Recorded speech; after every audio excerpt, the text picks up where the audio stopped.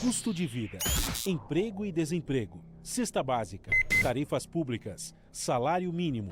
Agora, na Brasil Atual, a análise do DIEESE. Clemente Ganslúcio, diretor técnico do DIEESE. Olá, Clemente, bom dia. Bom dia, Marilu, bom dia, ouvinte. De onde você está falando hoje? Hoje de São Paulo. De São Paulo, esse homem não para. Mas vamos lá, Clemente, vamos falar aqui sobre o Senado, né, que aprovou uma regra aí, enfim, no cálculo de aposentadorias. Fala pra gente. Bom, Marilu, esse é um processo um processo legislativo que está andando no Congresso Nacional, agora no Senado. Ele é resultado do acordo político feito para aprovação do projeto da reforma da Previdência.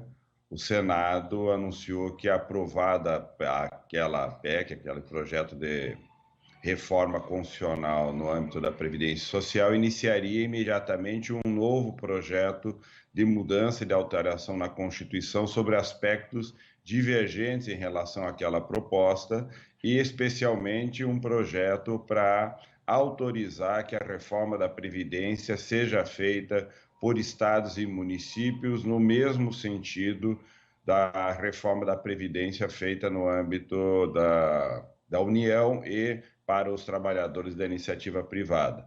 Esse projeto, que já foi votado no âmbito do Senado e que agora vai para a Câmara dos Deputados, além de garantir e de afirmar a necessidade de reformas previdenciárias no âmbito de municípios e de estados, a estimativa é de gerar em 10 anos uma economia da ordem de 350 bilhões de reais, portanto, de cortes nos valores dos benefícios dos aposentados servidores públicos de estados e municípios.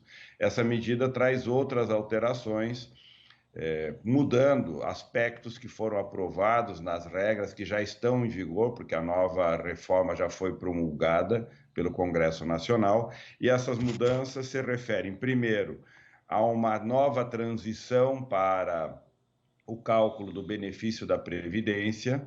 Atualmente, a nova regra prevê usar todas as contribuições feitas desde 1994, mudando a regra anterior que pegava somente 80% dos maiores benefícios. Agora, pela PEC aprovada no âmbito do Senado, que ainda precisa da aprovação na Câmara dos Deputados, há uma transição feita em duas etapas. A primeira etapa passaria a novamente vigorar a regra de 80% dos maiores benefícios para o cálculo do valor da Previdência, do cálculo do benefício previdenciário. Depois, a partir de 2022, usar o critério de 90% e depois, a partir de 2025, usar novamente o cálculo de 100% das contribuições feitas para o cálculo do benefício. Portanto, teríamos uma etapa que começaria agora e terminaria em 2025, e essa nova regra só estaria em pleno vigor em 2025, fazendo, portanto, uma etapa de transição, atingindo aí milhares de trabalhadores que se aposentarão entre agora e 2025. Há também uma mudança importante no que se refere à idade.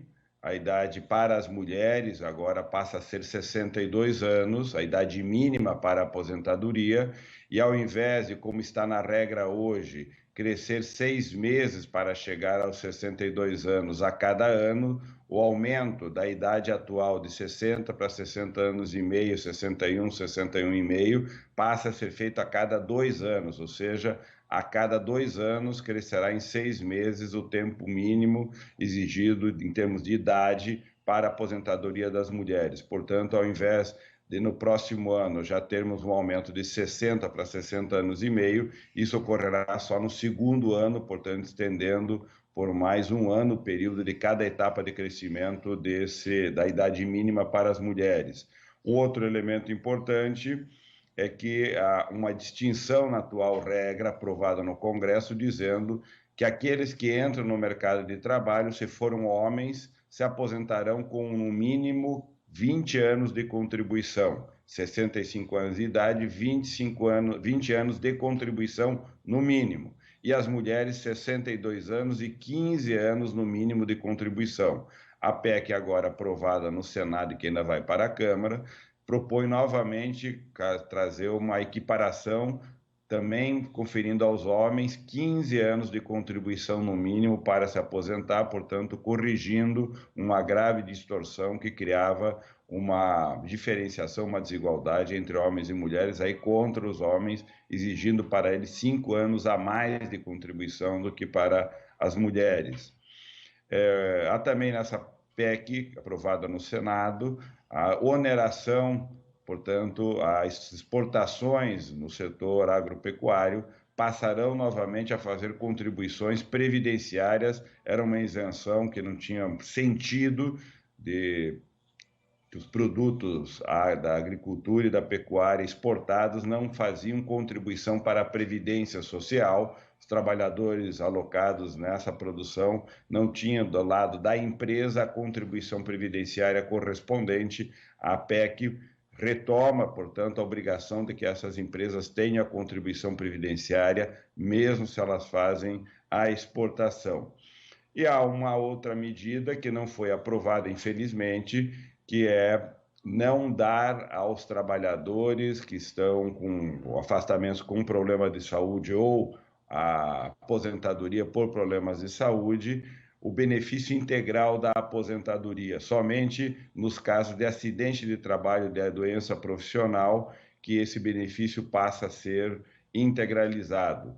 É importante destacar, por exemplo, que a medida provisória, agora que já está em vigor no Brasil e que está em debate no Congresso Nacional, altera, por exemplo, o critério de acidente de trabalho, não mais considerando que um acidente feito no percurso para o trabalho seja considerado como acidente de trabalho e, nesse caso, um trabalhador que se acidente, que tome algum tipo de prejuízo, inclusive inviabilizando a sua presença no trabalho ou a atividade laboral, não terá, diante desse acidente, mais direito a um benefício previdenciário integral. Essas coisas vão se combinando e cruzando e, na verdade, vão se constituindo em uma grande arquitetura de exclusão social, de exclusão na previdência, de exclusão na proteção social. Essas medidas no Senado minoram problemas graves que a reforma da Previdência trouxe aos trabalhadores e trabalhadoras, mas ainda assim a Previdência promoveu, com essas